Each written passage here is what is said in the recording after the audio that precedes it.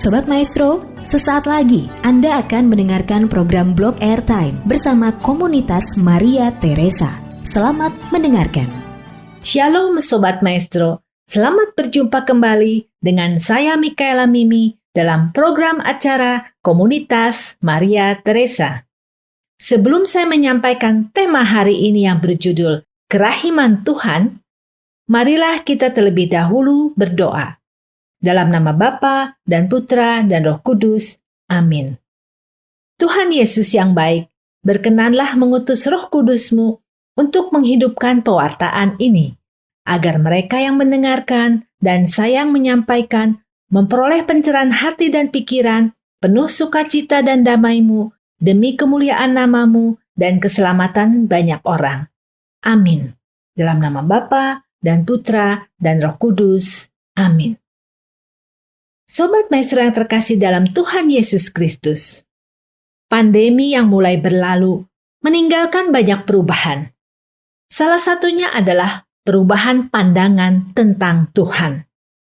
Sejumlah orang tidak percaya lagi kepada Tuhan karena banyaknya tantangan silih berganti. Kematian dan kehilangan yang tragis membuat orang merasa tidak lagi menemukan sosok Allah yang berbelas kasihan. Mereka tidak merasakan kemurahan Tuhan. Tuhan sebagai sosok yang menjauh karena kehadirannya tidak dirasakan. Dan sosok yang kejam karena membiarkan semua ini terjadi. Mereka beranggapan mengikuti kegiatan rohani hanya buang-buang waktu saja. Sebab secara langsung mereka tidak merasakan kerahiman Tuhan. Sosok Tuhan yang penuh kerahiman dan berbelas kasihan sesungguhnya tetap hadir dalam segala situasi, termasuk dalam masa pandemi ini. Ia berjalan bersama umatnya, melewati berbagai tantangan yang ada. Bagi sejumlah orang, mungkin kehadirannya tidak dirasakan. Namun Tuhan mengundang umat manusia untuk secara sungguh-sungguh berusaha mengenalnya. Dalam perjalanan sejarah umat Israel, lewat kerahimannya, Tuhan memelihara umat Israel dengan sangat baik, sehingga mereka bisa bebas dari penindasan di Mesir dan masuk ke tanah perjanjian. Sayangnya, orang Israel tidak setia kepadanya dan beralih kepada dewa-dewa atau ilah-ilah lain. Namun, Tuhan tidak membinasakan mereka, sebab kerahimannya lebih besar daripada kemarahannya. Sesungguhnya, apa yang dibutuhkan oleh orang Israel agar mereka diselamatkan? Yang dibutuhkan adalah suatu pertobatan. Tentunya demi keselamatan mereka sendiri. Demikian pula halnya dengan kita. Kita membutuhkan pertobatan dan perubahan dari pola pikir lama yang sempit agar bisa melihat dan merasakan kehadiran Tuhan yang berbelas kasihan dan menyadari karya agung yang terjadi dalam hidup kita yang dilakukannya melalui berbagai cara demi untuk menyelamatkan kita dan mengantar kita tentunya ke arah hidup yang lebih baik. Sobat Maestro, mari kita membaca firman Tuhan yang diambil dari kitab Hosea 11 ayat 1 sampai dengan 11. Perikop tentang kasih Tuhan mengalahkan kedegilan orang Israel. Ketika Israel masih muda, kukasihi dia, dan dari Mesir kupanggil anakku itu. Makin kupanggil mereka, makin pergi mereka itu dari hadapanku.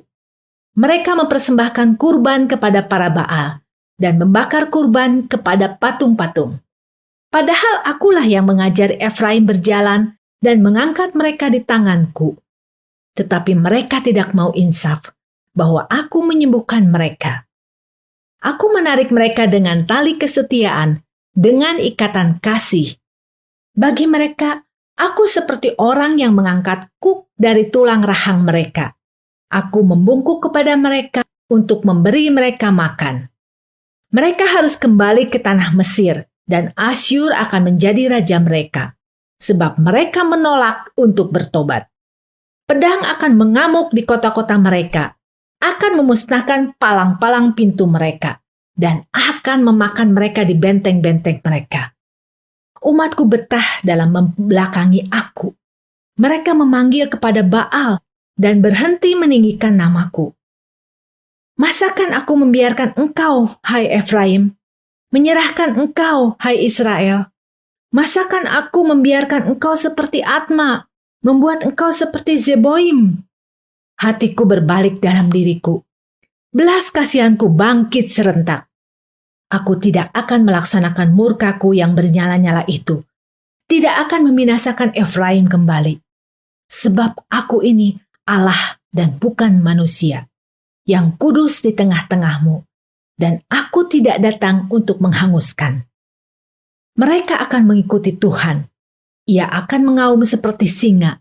Sungguh, ia akan mengaum. Maka anak-anak akan datang dengan gemetar dari barat, seperti burung dengan gemetar datang dari Mesir, dan seperti merpati dari tanah Asyur. Lalu aku akan menempatkan mereka lagi di rumah-rumah mereka. Demikianlah firman Tuhan. Demikianlah sabda Tuhan, syukur kepada Allah. Perikop yang baru saja kita baca menggambarkan perjalanan relasi Tuhan dengan umat Israel. Secara khusus, melalui Nabi Hosea, Tuhan meriwayatkan kembali perjalanan mereka keluar dari Mesir. Awalnya, Tuhanlah yang berinisiatif memanggil Israel dari Mesir untuk menjadi anak Allah sekaligus panggilan untuk menjadi umatnya. Dalam perjalanan di padang gurun menuju tanah perjanjian, tingkah laku orang Israel mencerminkan tingkah laku seorang anak, merengek dan bersungut-sungut. Bagaimanapun, Tuhan adalah Bapa yang baik yang amat mengasihi anaknya. Dengan penuh kesabaran, Ia menyediakan apa yang dibutuhkan, termasuk memberi mereka makanan berupa mana untuk menguatkan perjalanan mereka hingga memasuki tanah Kanaan. Namun apa yang terjadi? Tindakan pemeliharaan Tuhan dibalas dengan ketidaksetiaan orang Israel. Israel dipanggil Tuhan, tapi mereka berjalan mendekati Baal yang menjadi Tuhan mereka yang baru. Mereka berpikir Baal bisa memberikan jaminan hidup yang lebih baik daripada Tuhan. Mereka pun menyembah Baal dan meninggalkan Tuhan. Dengan perbuatannya itu, semestinya Tuhan memusnahkan orang Israel. Namun Tuhan tidak melakukannya. Kenapa? Karena kasih-Nya yang luar biasa terhadap mereka. Ia tetap setia dan penuh belas kasihan kepada Israel sebagai anak yang terkasih. Kesetiaan Tuhan tidak bergantung pada tingkah laku atau balasan dari umat-Nya, meskipun ia dikhianati dan ditinggalkan. Lalu Tuhan mengambil cara untuk menyadarkan orang Israel sebagai anak yang durhaka untuk kembali kepadanya.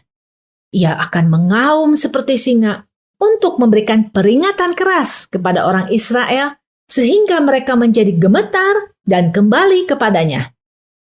Sobat Maestro, auman singa umumnya menandakan ancaman kematian. Tetapi auman Tuhan mendatangkan kehidupan. Mengapa? Karena Dialah penguasa kehidupan. Yang mendengarkan suaranya akan diantarnya ke tempat-tempat atau rumah-rumah yang sudah disiapkannya dan memberikan perlindungan yang sesungguhnya bagi mereka.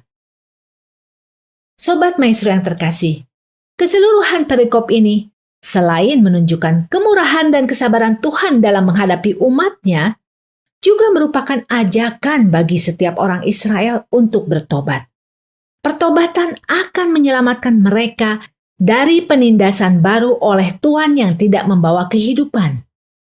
Jika kembali kepada Tuhan, mereka akan masuk kembali ke rumah mereka, yang artinya kembali ke dalam persekutuan dengan Tuhan, dan akan menikmati keselamatan yang dianugerahkan Tuhan kepada mereka.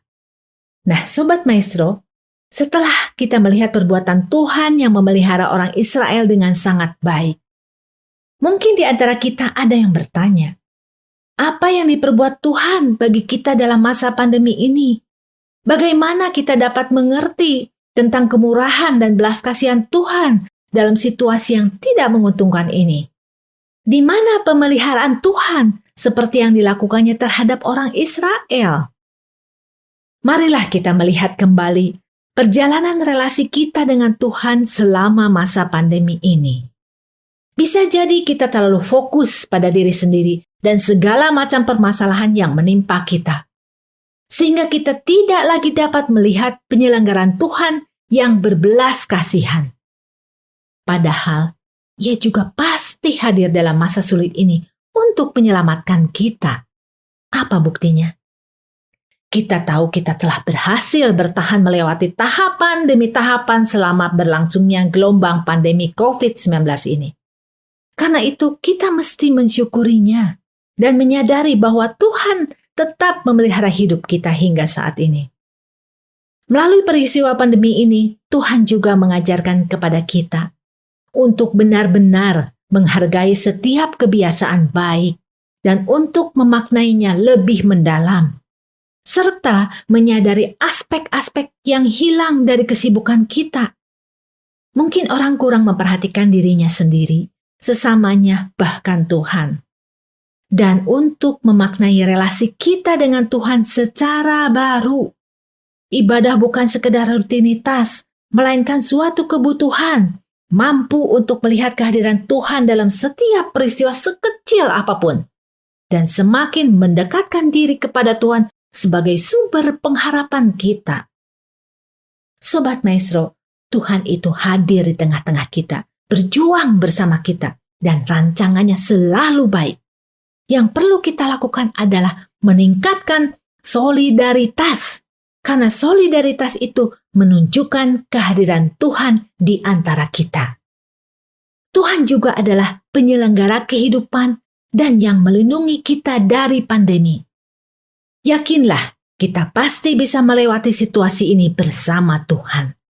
Sama seperti Ia tidak menyerahkan bangsa Israel ke dalam penderitaan akibat musuh, Ia juga tidak akan membiarkan kita umatnya terus menderita. Dia ingin agar kita bisa melihat dan merasakan kemurahan hatinya, sehingga kita tidak perlu berpaling kepada ilah-ilah atau kekuatan lain. Namun Sobat Maestro, ada satu hal penting yang perlu diingat. Bahwa kemurahan dan belas kasihan Tuhan menuntut suatu pertobatan dari pihak manusia. Pertobatan adalah kembali kepada Tuhan, menempatkan seluruh pandangan hidup dalam kerangka sabda dan perintah Tuhan. Pertobatan juga artinya adalah kembali ke rumah, kembali ke dalam persekutuan dengan Tuhan. Semakin seseorang mendekati Tuhan, semakin ia diperkaya dan diperkuat dalam kehidupannya, sehingga kelak akan menemukan kebahagiaan di surga. Semoga melalui pertobatan kita, Tuhan memampukan kita untuk bisa melihat dan merasakan kerahiman dan belas kasihan Tuhan yang memelihara, menyelamatkan, dan mengantar kita kepada hidup yang kekal. Amin. Marilah kita berdoa. Tuhan Yesus yang baik, terima kasih atas kehadiran Roh Kudus-Mu yang mencerahkan hati dan pikiran kami semua, para pendengar komunitas Maria Teresa, dan saya sendiri. Bimbinglah kami untuk mau melakukan pertobatan secara terus-menerus sepanjang hidup kami, agar kami bisa melihat dan merasakan kehadiran-Mu yang berbelas kasihan dan menyadari karya agung-Mu dalam hidup kami yang menyelamatkan. Doa ini kami panjatkan dengan pengantaran Yesus Kristus Putra-Mu Tuhan kami, yang hidup dan berkuasa bersama Engkau dalam persekutuan Roh Kudus, kini dan sepanjang segala masa. Amin. Dalam nama Bapa dan Putra dan Roh Kudus. Amin. Sobat Maestro pendengar komunitas Maria Teresa, terima kasih atas perhatian Anda. Apabila ada kritik, saran, dan masukan, atau Anda berkenan berpartisipasi dalam pelayanan komunitas Maria Teresa, silakan menghubungi nomor 0812 2459 0914. Terima kasih, Tuhan Yesus memberkati. Anda baru saja mendengarkan program Blog Airtime bersama komunitas Maria Teresa. Terima kasih atas kebersamaan Anda. Tuhan Yesus memberkati.